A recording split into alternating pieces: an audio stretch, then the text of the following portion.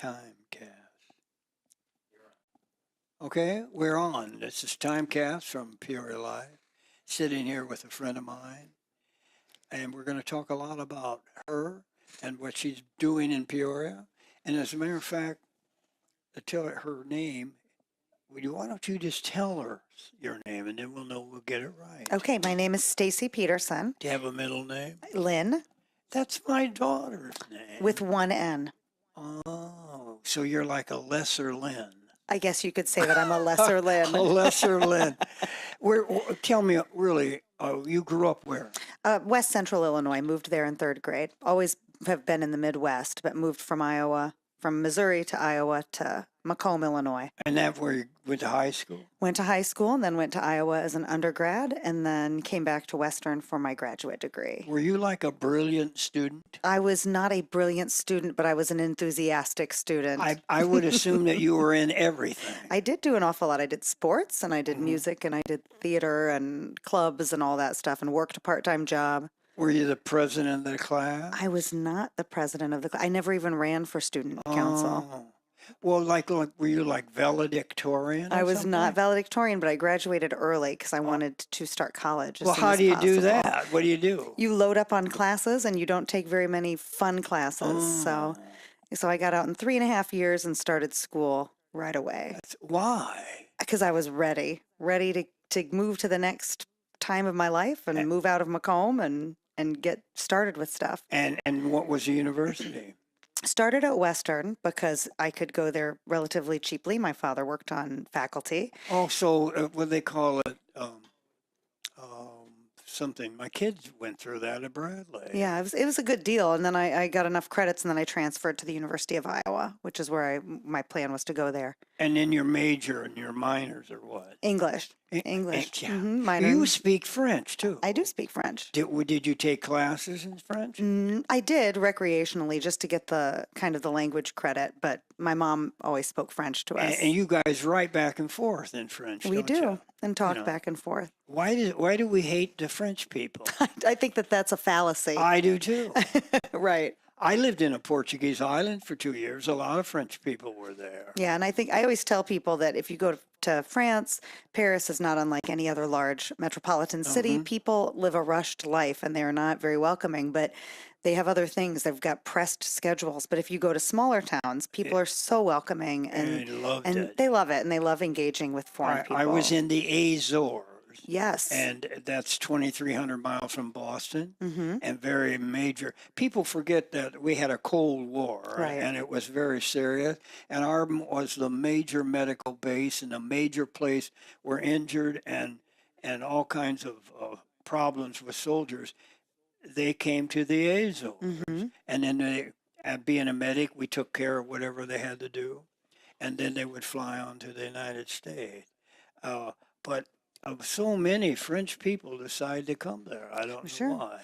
I think it's interesting that you bring up that part of your life because I learned about that part of your life when we met at my former job. I now work for the city, of course, but before I worked for the library. That's right. And maybe you want to talk about kind of what we did at the library because we did some fun stuff. That's true. And I was there virtually every day. Yeah, that's true.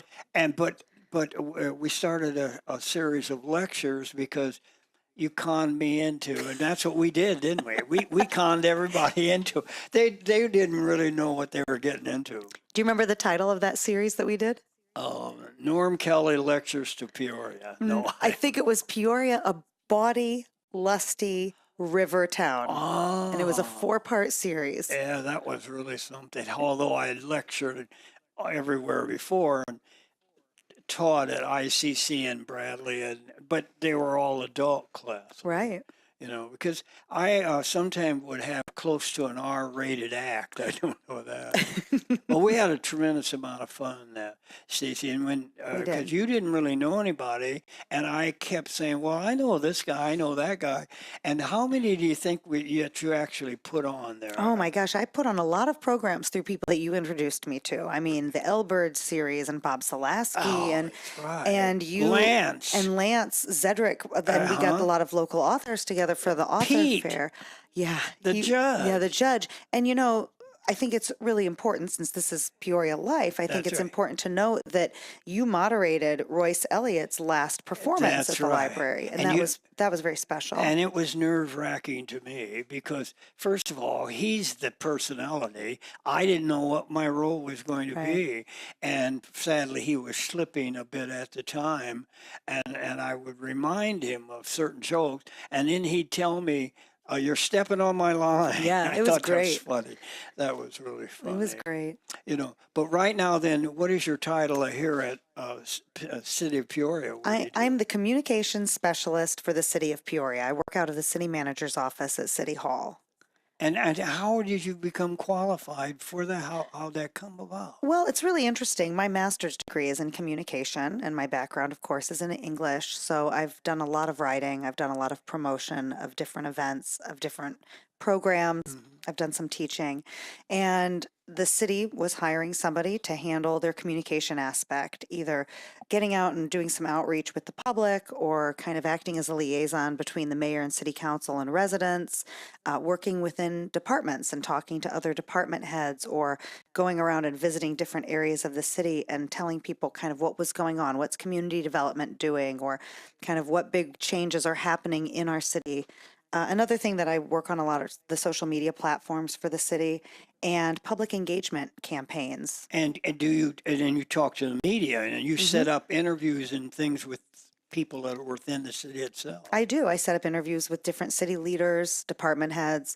I go on and speak on different things. I host press conferences or arrange them for people, send out news releases, all those kind of things. But that brings me to the fact we might as well get right into something that you were really in, and that was C-SPAN, right? Yeah, C-SPAN. Because when they called, they really talked to you, didn't they? Yeah, they talked to a few stakeholders in the area, but I had a really great experience with the C-SPAN staff, and just visiting with them was wonderful, giving them kind of an overview of what was available in our city. And that's when you mentioned me to them and the other did. people, I did. because they all came here and they were really neat people. They were really And neat. since, again, this is Peoria Live, this is going to be important for us because it's coming up somewhere in October 15th or 16th. So I'll have you tell me that. I will. And that's when we're going to get to see everybody that they interview. Correct. But it's complicated for me, Stacy, when I looked at it, because I don't know where I am or where they are, and you know all that, don't you? I do. I'm going to have to look at my notes because That's we all just right. found out the final details yesterday. But it's really interesting. I'll talk a little bit first about C-SPAN, because when they showed up, it was Deb Lamb, who has a long history. Her father was actually very involved in founding C-SPAN, and her team. They came to focus on Peoria for two main aspects: for book TV, for their book TV channel, and for their history channel. And so when she called me and reached out to me through Comcast, because Comcast was also really integral, Art Simbursky and his Yeah. government team, to get them out here, she wanted to know a lot about Peoria history. Well, since I'm a trustee for the Historical Society and I'd worked for the library in my position with the city, I knew a lot of people and gave her some suggestions. And through that, we got her in contact with you, with Ken Yeah. Zersky, with Jackie Hogan, with many others. And they were only supposed to be here for about 3 days taping, but they found so much information. They were here for almost a week, and it was a great joy in hosting them. So we're going to start off this Friday in the morning on the Washington Journal show on C-SPAN. This will be the actual kickoff, and it will be an interview with Mayor Ardis. And they don't have the exact time down. They've said it's going to be between 6 a.m. and 9 a.m., but you'll be able to find the interview itself on the C-SPAN website, on the peoriagov.org website. We'll put a link to that, of course, on the City of Peoria Facebook and Twitter pages as well. And do you know the channel numbers? I do know the channel numbers. So C-SPAN, we've got it on 21, 445, and 974. That's for Washington Journal. That's regular C-SPAN. And then for Book TV, That's it's where my part will be. your part, Norm, will be on Saturday the 15th, and it's going to start at 5 p.m. on C-SPAN 2, Really? which is Book TV, and that would be Comcast channels 446 and 975. So Friday's the mayor, Saturday is Book TV, and that's going to feature you and Jackie Hogan and Ken Zersky and information on Brothers Notorious. And then on Sunday the 16th, at 1 p.m. These are all Central Times. Yeah. That's going to be History TV on C-SPAN 3, Comcast Channel 447. Now, the nice thing about this is that C-SPAN has a website, and it's www.cspan.com/cities tour. And they're going to have a Wow. Peoria channel on there. So after these programs have all aired, they will be available forever. Archived. They're Archived archived. forever, yeah. So I'm going to be putting more links next week after these have been broadcast and we have access to do that. But people, if they don't miss it this weekend, if they're out doing something, then they'll have a chance to watch it at their convenience You know, anytime. I was disappointed because I belonged in the history aspect of it. Mm-hmm. And yet I ended up with the book. And I didn't really want to talk about my books. Right. You know, I'm done talking about my book. But this was Officer Down. Mm-hmm. And there was a little mistrust on my behalf. And they all knew it. And the producer finally did come up to me and said, Norm, I know that you would rather do history, but we really wanted to talk to you about one of the books that you'd written. Right. And I felt like saying, well, then why didn't you ask me? And why didn't I get to pick the book? Right. But we did talk a little bit about Officer Down. We lost 21 officers killed in the line of duty, and I'd written and found several of those that had been ignored over the years. Mm-hmm. So I was interested in doing that. And what was the name of the man? Johnny St. John. What a neat man. Yeah. And of course, we talked for 2 or 3 hours. Mm-hmm. And I'll be on, 4.5 minutes or something. Well, it was interesting to watch them work. I went with Deb and Adrian to the Ag Lab, to the USDA lab. Oh, yeah. And to see them run an interview and handle their subjects and the information with such integrity and such respect, it was a really fascinating process. And him and I talked back and forth. Yeah, I could see that when we had the press conference, you two already had that relationship Absolutely. established. Truly was really a neat guy. Yeah. I really wanted to interview him. Mm-hmm. I really wanted to find out, well, how do you get this job? And is it a great job? Yeah. But of course, he's married and he travels. And so there's a lot about it that I suppose that you would really want to do. But the fact is that people out there, all of Peoria, this is about us, our about us. town. So try really. What if they really wonder and they didn't catch on?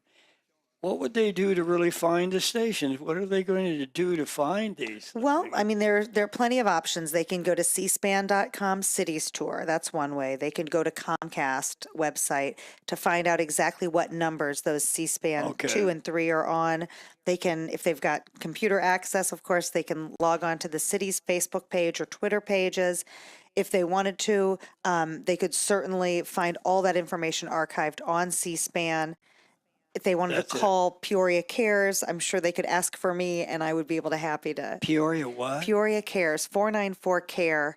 It's usually a number that we use as a mechanism to report things like potholes or street outages, but we also get people to the right departments when they call and I that can number. pull that up on my computer? You can, or you can just call me. Pick up your phone and call 494-CARE and you'll reach one of us at City Hall. And they'll tell us whatever we're asking, Yep, right? they'll usually get you in touch with the right person if they don't know the answer. I really think that they have the exact perfect person when they hired you. Were you competing against a lot of people? There were a few other people who applied for the position, I understand. I would think that they wouldn't have a chance. Well, that's a very nice thing to say. That's I think there were a true. lot of qualified candidates. Because I think I know everybody in the city. And if someone called me up and said, who would it be?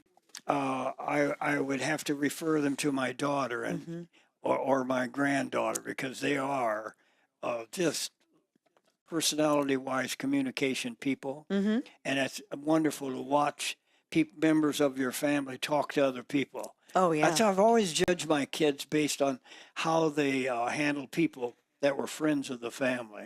I always did that. Oh, I always would interesting. try to, because, they're my friends. Therefore, and you're my kid. That's how I always did it. And it worked with them, Now, were you that way really in high school and college? I was always friendly with people. I was always kind. I just got along with people. Always liked being around people. Did a lot of community theater. Did volunteer work? I've never been that way, and I've been in this business of selling books and meeting people and lecturing and teaching. Right. And that what I really wanted to do was just go out and sit in the woods somewhere. Like Thoreau. That's right. Yeah, I'm pretty good at throwing rocks. That's it. That too. I am good at that. So the next step is we really have some things going on downtown. We do. Here. Big things you going know, on downtown. And all the conventions and things you could do. Do you have anything to do with bringing in people that are here for conventions? Do you have something to do with that? You know what? I don't, but that's with Don Welch and the staff at the Peoria Area Convention and Visitors Bureau, the PACVB. Their offices are right across the street from us in the Twin Towers, and they have been doing an incredible job working with the Civic Center staff, bringing some really big conferences to Peoria. They had a conference 2 weeks ago with 12,000 people in Really? the city. It was incredible. And they have conferences that are just scheduled all the time. And we're really trying to find different things that we can get people involved in when they're downtown. Yeah. Well, now we're sitting on what I guess people call the slab. Yeah, and this is a good when we talk about bringing people downtown. Yeah. This is a good intro to that. This slab that we're sitting on is known as the Riverfront Village, and it's a platform for people who might be listening who aren't familiar with our area. And up until the mid 90s, the city owned the land and the structure, but not the businesses on top. The businesses on top were developed by a local business owner. And in September, City Council passed an ordinance. The city got the business back, and now Joe's Crab Shack closed. And what's going to happen with this platform is, hopefully, weather permitting, in the spring, this platform will come down. Of course, all of the businesses up here are going to find new homes. Where we are right now. Where we are right now. And this area will be converted to what we call passive green space, which basically means we're going to tear it down, we're going to plant some grass. And it's not going to stay that way. This is only 2.5 acres of land where this platform is. But what we're doing is we're using a website called planpeoria.com to have the public go on and submit ideas about what they want to see on the riverfront. Tell us really how to pull that up exactly. Okay, so you go to www.planpeoria.com, and when you get there on that website, they're going to have a listing of ideas that have already been submitted. Can you give us a couple? Oh yeah, they've got some really neat ones on there. So there's an idea on there to move our CEFCU stage, of course, is prone to flooding, for example. So there's an idea on there to build a different amphitheater that would kind of accommodate some of the floodplain, floodway issues that we have in this location. There are ideas on there for public art. There are ideas on there for lighting the underside of the bridge. There are ideas for paving certain areas and having a covered riverfront market, because our riverfront market is down here and it's incredibly popular. Somebody put in an idea about having a food truck area down here. So what we're really looking for, and I'd like people to kind of think about it this way, this engagement platform that we're talking about, getting ideas for the riverfront, isn't just for this slab area. We want people to think of this as one bridge to another bridge. I mean, the riverfront is the gateway to Peoria, and it's our most valuable resource. So what do you want to see down here? What would make you interact with this area? What would draw you down here with your families? Is it a skate park? Is it a dog park? Is it a rock climbing wall? Right now, during this part of our idea gathering, really it's a limitless process. We're not looking right now at worrying about money or feasibility. That comes later. Right now it's let your mind run wild. What do you want to see down here? Well, before that, we had an actual bird sanctuary.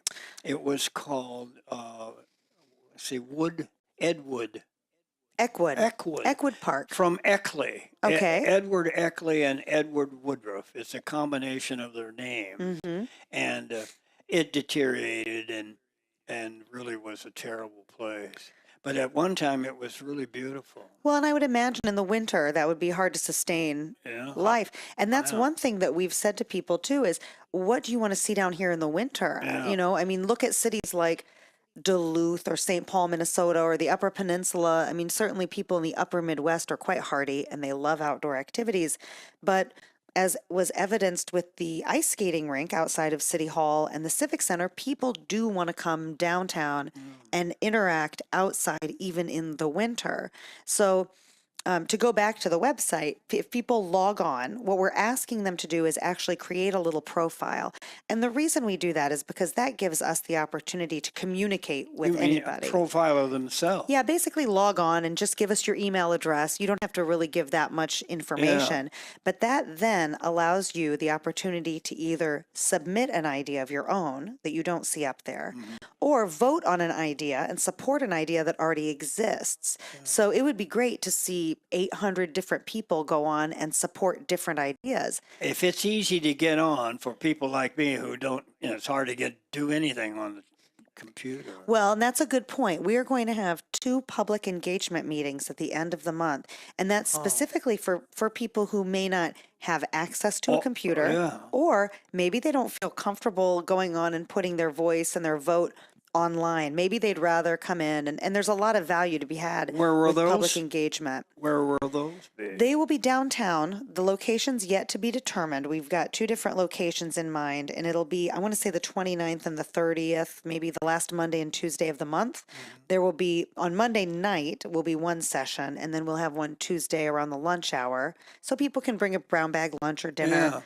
And maybe walk this area and then have some good discussion. So we'll also have that information posted at peoriagov.org, as well as on our Facebook and Twitter pages when those details become finalized. So where were the big battles that we just had about the space down the street a little bit?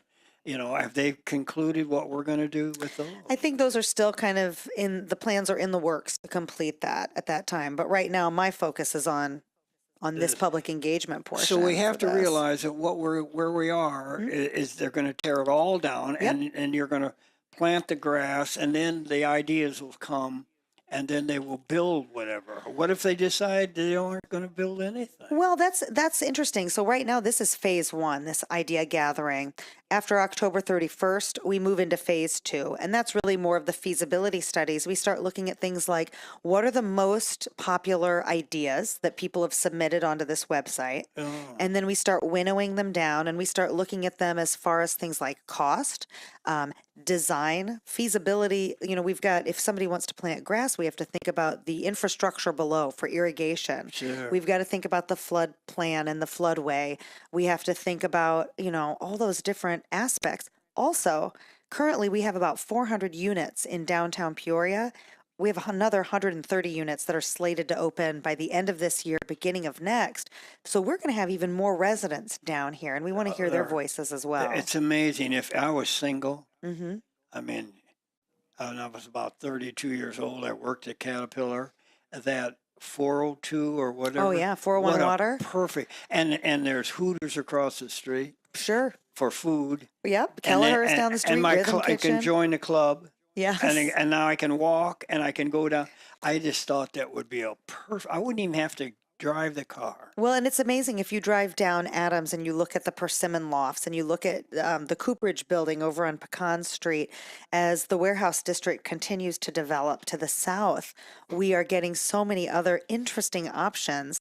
And then you have things like Sculpture Walk Peoria, which really encourage people to get out on the streets. You're seeing more people that are walking and riding their bikes downtown, using these recreational opportunities. It's a really great time to be in Peoria. Have you ever gone to the walkabout on Christmas? I have gone to the walkabout. One of my favorite things to do. And, this year, starting with last year, that's when they opened the ice skating rink. So you can go around and see the lights and go into all the buildings, and then they open up that skating rink.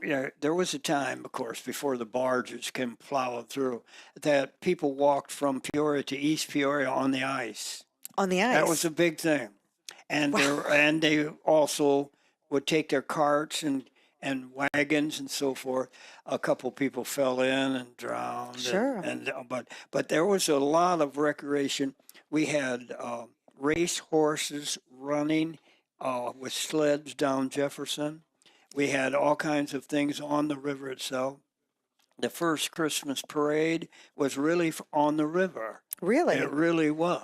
Norm, you need to bring some of these ideas to the website and submit them. I think my ideas are gone. They might incite new A ideas. beautiful bordello is out of the question.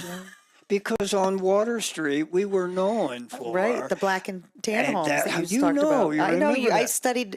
I studied the history of Norm Kelly. That's true. And these black and tan resorts, which Right. they were called, of course, couldn't advertise or anything. But of course, the madams that we had were very elegant ladies. There were four of them, all in this Civil War time.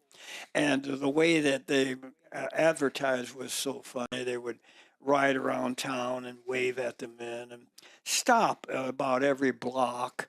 And so that the ladies could step down off of the carriage. Mm. And there's an old song that talks about ankles being shown and things like that.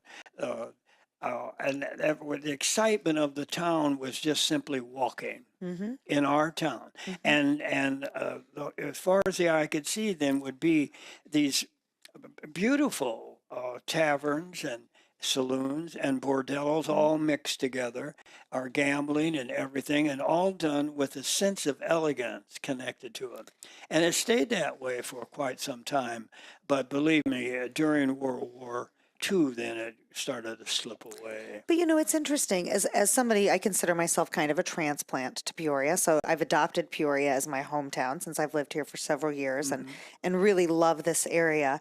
I've seen so many pictures of the downtown area, like even in the 50s when they had Fiesta days, Yeah, and there were so many people because, of course, commerce was downtown. you're right. And I think that we're starting to, from my vantage point anyway, at City Hall, I'm starting to see new businesses open up and or move and have some great success. I mean, most recently, we've had Time open up down the street. We've got Kenny's West Side Pub that has just relocated to downtown Peoria. They're doing fantastically well. And with the beginning of last week, we started this downtown shuttle that's encouraging people at lunchtime to Yeah, take the shuttle and go around to some of these different businesses.